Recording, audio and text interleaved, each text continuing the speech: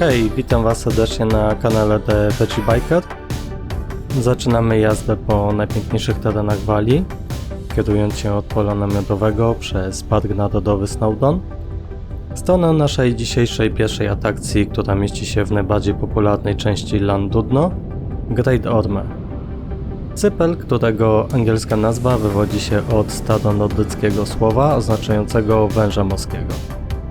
Ale zanim tam dojedziemy, mamy około 2 godziny jazdy przez jedne z piękniejszych partii Snowdonii. W ten dzień mieliśmy dosyć napięty grafik i żeby było ciekawej, w 1/3 drogi złapał nas korek, w sumie to zamknięta droga, w stronę szczytu Snowdon. Okazało się, że kierujący pojazdem z przeciwnej strony nie zachował ostrożności i zapewne prędkości, nie wyhamował, przestrzelił zakręt i zawisł połową samochodu na skarpie. Na szczęście nikomu się nic nie stało, ale droga była zamknięta na kilka godzin. Musieliśmy nawrócić, dołożyć dodatkową godzinę więcej drogi, nieplanowanej podróży, przez mniej, acz również krajobrazową drogę. Zostawiam Was na chwilę, abyście mogli nacieszyć się piękną Walią oczami motocyklisty.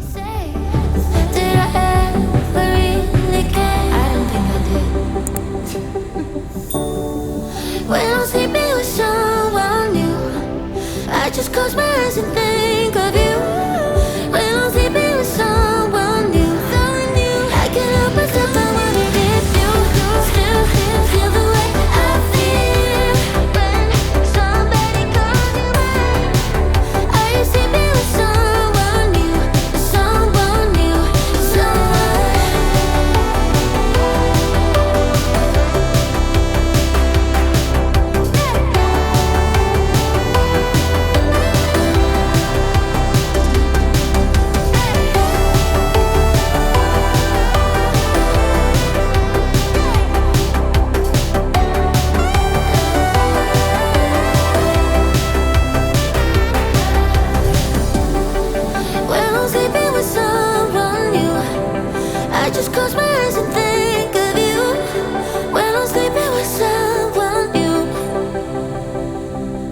Dojeżdżamy do Llandudno, miejscowości, która popularnością jest na równi z Torquay z lazurowymi plażami. Obydwa miasta należą do pierwszych angielskich nadmorskich kurortów, o których wzmianki pochodzą już z drugiego końca XVIII wieku. W obu przypadkach te miasteczka również mają spore jaskinie i to właśnie będzie nasza pierwsza dzisiejsza atrakcja. Ale zanim tam się znajdziemy, jedziemy na sam szczyt cypelku, by coś przekąsić i chwilkę popodziwiać piękne widoki z góry.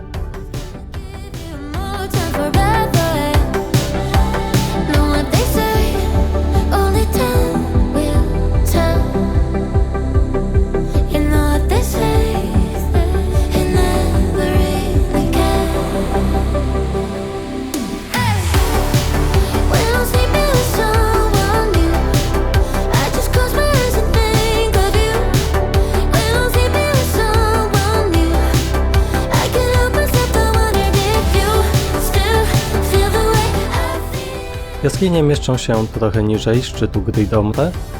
Dojeżdżamy na parking, szybko się przebieramy i idziemy do największej na świecie prehistorycznej kopalni miedzi, w której wydobywano ten cenny materiał przy użyciu kamieni i narzędzi z kości 4000 lat temu. W 1987 roku odkryto ponad 8 mil prehistorycznych tuneli, których część została otwarta w 1991 roku dla turystów, a w późniejszym czasie obiekt był rozbudowywany. Koszt wejścia do jaskiń to 9 funtów od osoby dorosłej, dzieci 6. Jest również bilet dla rodziny 2+2 za 24,50. Muszę wspomnieć o dodatkowym koszcie, o którym nie mówiłem. To wjazd na teren Great Orme. Jeżeli podróżujesz samochodem lub motocyklem, to koszt 2,50 i w tym wliczony jest parking na szczycie. Wracając do jaskiń, w środku jest 3500-letnia wielka jaskinia. Z tych kilku kilometrów różnych tuneli można jedynie zwiedzić 200 metrów, ale nie myślcie, że to mało, tunele są wąskie i niskie i na całość trzeba poświęcić godzinę. Bo po wyjściu z tunelu można przejść wyżej i zobaczyć, jak dawniej przetapiali miedź i tworzyli narzędzia. Bardzo ciekawa kopalnia, którą warto zobaczyć, a wyjście prowadzi przez budynek, w którym możemy kupić suweniry. Mieliśmy jeszcze zjechać niżej tramwajem z góry do ogrodów botanicznych, które były inspirowane książką Alicja w Krainie Czarów, ale niestety przez objazd straciliśmy czas, który mieliśmy na to poświęcić. Więc jedziemy krótko, bo z 20 minut do jednego z zamków, które były u mnie dawno na liście do odwiedzenia. When I'm sleeping with someone new.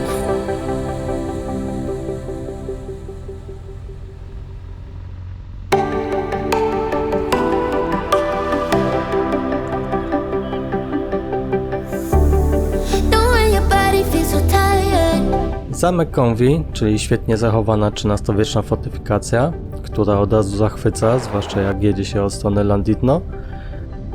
Parking obok zamku znajdziemy jadąc cały czas prosto. Jest on dość duży i płatny. Jest zatoczka dla motocykli, która jest dosyć mała, ale jest. Zaraz za parkingiem jest wejście na teren zamku. My weszliśmy jeszcze przed zamkiem do sklepiku z suwenirami, który jest prywatny.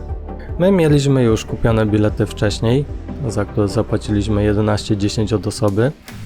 Dzięki członkostwu w English Heritage zapłaciliśmy 50%, jako że jest to nasz pierwszy rok jako członkowie. Na miejscu można kupić sobie coś do picia oraz lekkie przekąski oraz oczywiście są też i toalety. O samym zamku można by wiele mówić, ma bardzo bogatą przeszłość, ale chyba najbardziej podsumowuje to UNESCO, które uważa Conwy za jeden z najwspanialszych przykładów architektury militarnej z końca XIII wieku i początku XIV wieku w Europie. I jest wpisany oczywiście na listę światowego dziedzictwa. Został on zbudowany w ekspresowym tempie w ciągu 4 lat. Co za tym idzie, wydana została na niego fortuna 15 000 funtów w tamtym czasie. To ciężko porównać do dzisiejszych, ale łatwo by przekroczyło 10 milionów dzisiejszych funtów. Zamek dzieli się na 2 części i posiada 8 wież obronnych. Jest jednym z 4 zamków, które tworzyły żelazny pierścień obrony, zbudowany na rozkaz Edwarda I, który odegrał kluczowe momenty w historii Walii, jak i również w Anglii. Na całość poświęciliśmy trochę więcej czasu niż zakładaliśmy, niecałe 3 godziny. Zamek jest ogromny i chcieliśmy zobaczyć każdy zakamarek. W miasteczku Conwy, oprócz ogromnego zamku, można znaleźć najmniejszy dom w Wielkiej Brytanii o szerokości 1,8 metra, ale nawigacja nas źle poprowadziła i jedziemy do najpiękniejszego wodospadu według mnie w Wielkiej Brytanii, Aberfoyle.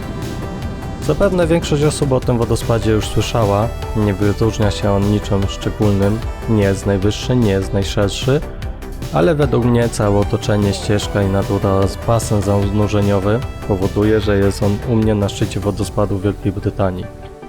Parking jest płatny, ale nie wiem dokładnie ile. Motocykle oczywiście mają tam wstęp za darmo. Idziemy dzisiaj ścieżką prowadzącą malowniczą doliną od parkingu do samego wodospadu, na którą musieliśmy poświęcić około 30 minut, a po 15 minutach już można widzieć, jak i usłyszeć wodospad. Zostaliśmy tam tylko na około godzinę, ja się zanurzyłem pod wodospadem, nie wytrzymałem podekscytowania i później odpokutowywałem jazdą w mokrych bokserkach, no ale hej ho, warto było. Do tego wodospadu jeszcze wrócimy za kilka dni i wybierzemy drogę okrężną z przyjaciółmi, którzy do nas dołączyli kilka dni później. Także nie zapomnijcie subskrybować, by tego nie przeoczyć. Wracając na pole kempingowe, mamy jeszcze jeden krótki przystanek. Przy drodze A5 jest rzeźba walijskiego smoka. Nic za to nie płacimy i jest ona zrobiona przez lokalnego artystę Simon O'Rourke. Smok ma prawie 8 metrów długości, a rozpiętość skrzydeł sięga prawie 4 metry. Widok na żywo robi niesamowite wrażenie. Dla osób, które chcą zobaczyć smoka, w opisie pod filmikiem zostawiam namiary, ale proszę o rozważność i jeżeli chcecie się zatrzymać w tym miejscu, miejcie na uwadze, że jest to droga szybkiego ruchu i nie tamujcie ruchu i pamiętajcie o rozwadze i ostrożności. Dość późną porą wracamy na pole kempingowe przez centrum Snowdonii, które zapiera dech w piersiach, uśmiech od ucha do ucha i głowa lata na wszystkie strony, starając się zeskanować i zatrzymać w pamięci wszystkie krajobrazy tego cudownego miejsca. Także podziwiajcie oczami motocyklisty, a na końcu dowiecie się co w kolejnym odcinku z cyklu motocyklem po Walii. Only time will tell. You know what they say. Did I ever really care? I don't think I did. When I'm sleeping with someone new, I just close my eyes and think of you. When I'm sleeping with someone new, I can't help myself, I wonder if you still feel the way I feel when somebody calls you mine. Are you sleeping with someone new? Someone new,